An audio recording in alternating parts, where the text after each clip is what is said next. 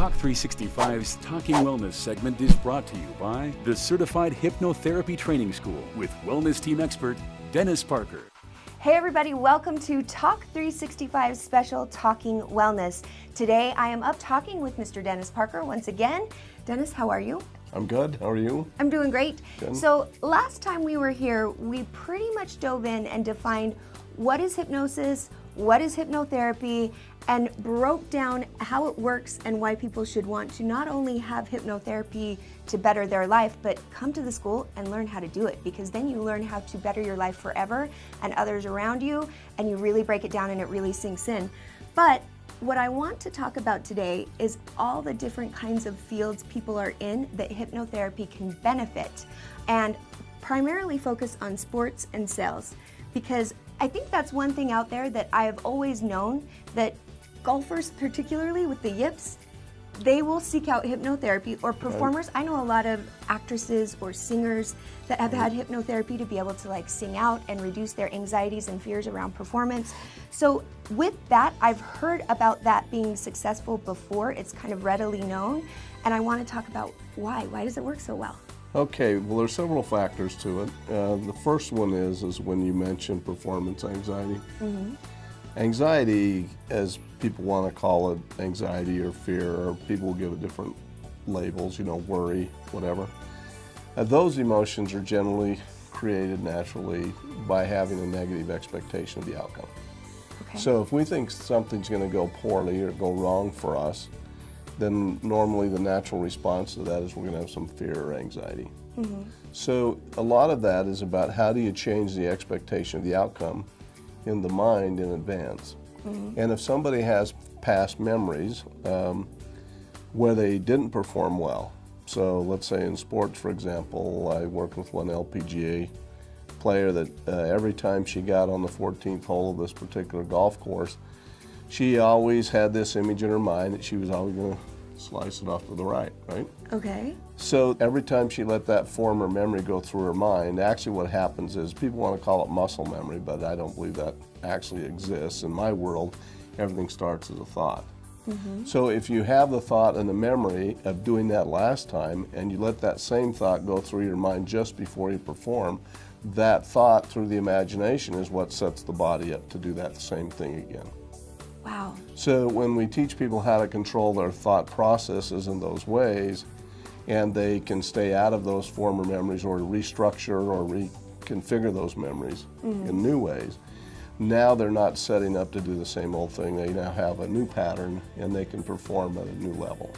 Oh my goodness. So I'm immediately going to being a ballet major from the University of Utah. Really prestigious, great school, great education.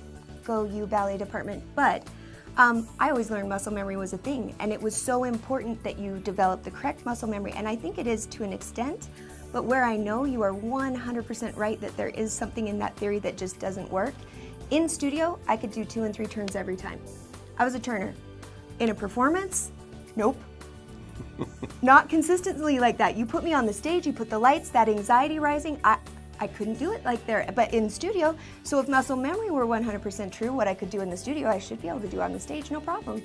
Exactly. It's in the mind, it's that thought. Exactly, and so what we need to be able to do is go in and work with the athlete or the salesperson, because sales is the same way, in the extent that somebody went into the boardroom, they gave this big presentation and it was a bomb. Every time they go into the boardroom, if they haven't correctly dealt with those things or cleared those out of their minds correctly, they go back into the boardroom thinking this may also be a bomb. That's what generates all that anxiety. It's this negative expectation of the outcome. Uh-huh. So we teach people how to change those thought patterns and how to create a positive expectation of the outcome. When you do that, you change anxiety and fear into enthusiasm and excitement. Uh-huh. And we believe that the emotion in the central nervous system is identically the same emotion. It's just what we choose to call it or label it based on our expectation of the outcome. Ooh, okay, I'm gonna make you slow that down, because this is something we've talked about a lot. And I actually so love this. And what you are saying is that the same feelings you are feeling when you're having that anxiety, your heart pounding, you're starting to get nervous, you're starting to sweat. If your emotional content going through your head is thinking excitement and happiness and creating awesome in your life and your world, and things are awesome around you, It's the exact same chemical breakdown in your body. The same thing is happening when you're excited and happy and super great in your life and your world as when you're panicking and having an anxiety attack. Only difference is your thought process, which is amazing because you change the thought, you change the experience. Yeah, well, the other thing that we do in hypnotherapy for sports performance is that people have in their subconscious mind, they have fixations of past experiences again that are still emotionally charged. So fixation is a memory that carries emotion with it. So when you think about it, you get angry still, or you get fearful, or you have some other reaction to the memory. And so just a quick story, I worked with one collegiate golfer who was preparing to go on the LPGA tour. And what her coach was telling me the problem was that every time she would hit the ball, her drives would be short, her iron shots were short, her putts were short, and they were accurate. She was always right on line, she was on target, she was getting all of the fundamentals accurate, but as far as her distance went, she never had the distance. So we did the session, and through these processes we can go back into the mind and actually trace the emotion back to the thought process that's actually creating the problem. And in her thought processes, she had two experiences in her youth that had actually set her up for this problem. One of them was her father was a big golfer and wanted her to be a major golfer and started her out very young, 3 or 4 years old.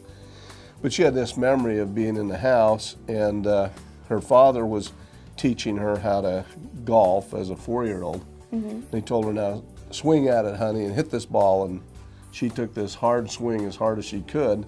The club came back over her head, and her father was behind her coaching her. She caught him in the side of the head and cut him all the way along his head. Oh no. Yeah, and he started bleeding profusely. If you ever seen head wounds. Oh, they're terrifying. Yeah. So he was there alone with her, and she remembers him putting a towel on his head and driving down the hospital. And so she had these two reinforcements that if I give something everything I've got, somebody's going to get hurt. And that was the subconscious belief that was holding her back and never allowing her to take full swings and get the full distance out of everything that she needed. And prior to having hypnotherapy, were those memories at the forefront of her mind? Was that something she recalled? She had no idea that was the problem, what was going on. Wow. But that's the beauty of what we do, is we know how to work with the conscious mind and the subconscious mind. And certain levels of hypnosis or trance, pondering we call it, give us access to the conscious and the subconscious mind at one and the same time. So the person can finally consciously know what it is that's really bothering them down here. And then through our processes, we help them restructure it, reframe it, whatever term you want to use. Desensitize from those experiences by altering the perception of the memory, desensitizing the imagination, and then that collapses the emotional content. Now the anxiety, the fear of giving it all all she has again is gone. And now she's hitting all of her distance as well as her accuracy, and her game is vastly improved. You have discovered how the imagination works. Over the course of this isn't something that everybody who is practicing clinical hypnotherapy understands. This is exclusive to Dennis Parker, this ability to learn how to control the imagination, how it relates to your emotions, and how then if you have control of it, you can change your behaviors. You can get rid of the yips, you can not have anxiety, you can feel excitement. You learn how to do that on your own without the need of a therapist helping you through it. This is just his thing, which is why I'm here, because I want people to understand what a gift you are to us and what a gift the school is and what a huge opportunity it is to get in here and take this class, because I know you have budgets out there. Everybody out there right now probably has something set aside to do some kind of continual education in the field you're in, or just personally you want to do something that would be inspiring, go and take one of those lectures or something like that, or you've got money set aside that you're going to therapy to better your life that way. I'm saying come here, take the school. Become certified in hypnotherapy, either to become a therapist if you want to change your life in that way and have a whole career change, or have this be your career, or have it benefit you in sports, in performance, in any aspect of your life. It is absolutely amazing. It will change it. It will up your game no matter what you do. Speaking of upping your game, if you are a salesperson or you are a sales manager, right now you guys are doing a special thing, a positive mind management workshop for salespeople. How does that work? What you want to do is go to our website, positivemindmanagementservices.com, and click on the sales tab, and all the information is there. But what we're offering is we're teaching salespeople these new mental skills and teaching them emotional skills that will help them to overcome all of the natural fears that salespeople experience. You know, fear of rejection, fear of failure, fear of I'm not good enough, and how to actually have greater self-discipline and stay out of the sales slump. So salespeople have rejection all day long. How do you recover from that instantly and keep going and do your best on every new sales call? So it's very powerful. It really has helped me in my career. And just so people know, I was a sales manager for 30 years and managed a sales force of over 100 salespeople in a 3-state area. And this is an area that I'm very familiar with and have used these processes with for many years.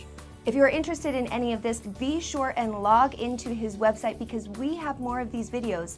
Last time we defined what hypnosis is, what hypnotherapy is. We talk at length. We talk with different students about what their plans are, what they're learning in the school.